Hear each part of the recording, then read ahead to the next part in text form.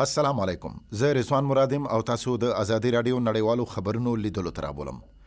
د متحده ایالاتو د دفاع وزیر نن په یو ناڅاپي سفر د عراق پایتخت بغداد ته ورسید. د بغداد پر نړیوال هوایي ډګر د چک هیګل د الوتکې د کوزیدو پر مهال کلک امنیتي تدابیر نیول شوي وو. په 2011 کال کې په عراق کې د امریکا د پوځي ماموریت له پای ته رسیدو وروسته دا لومړی ځل دی چې د امریکا د دفاع وزیر بغداد ته سفر کوي.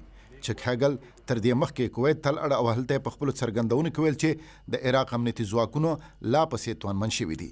د هغه په خبره عراقي ځواکونو د اسلامي دولت په نامه وسلوالې ډلې پر ضد په مبارزه کې پرمختګونه کړي دي. د اسلامي دولت پر ضد د نړیوال ائتلاف همغږي کوونکي وایي د دې ائتلاف غړي چمتو دي چې عراق ته نور 1.5 زره سرتیري واستوي. امریکایي جنرال جیمز تری په کویت کې ویل په دې سرتیرو کې د پاسه 1000 تنه امریکایان دي چې ولسمشر اوباما یې لا د مخه د لیږلو امر صادر کړی دی. د جنرال تری په خبره عراق ته د نورو عسکرو د استولو پریکړه د ائتلاف د غړو هیوادونو د تیرې اونۍ په غونډه کې شوې ده. دغه امریکایي پوځي مقام ویلي عراق ته د تلونکو 1.5 زره سرتیرو ماموریت به د عراقي او کردي ځواکونو چې د اسلامي دولت د ډلې پر ضد جنګیږي په روزنې او مشورو متمرکز وي.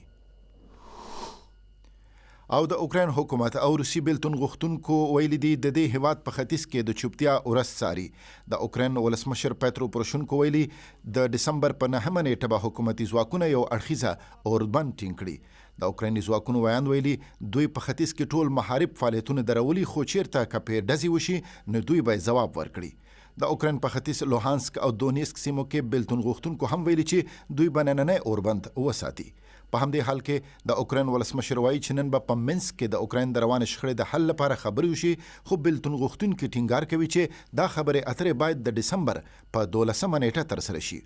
اخوا بیا روسیې ویلي مسکو به په ټول وس او توان سره هڅه وکړي چې دا خبرې په روانه اونۍ کې ترسره شي. دوستانو، دا د نړۍ څو مهم خبرونه د ازادي رادیو پر ویب پاڼه azadiradio.com دا او نور خبرونه هم لیدلی شئ. د خدای پامان. ازادي رادیو هر سهار له 9 بجو ټول ورځ تر 9 بجو په منځنۍ صفحه 12:90 او FM 3.5.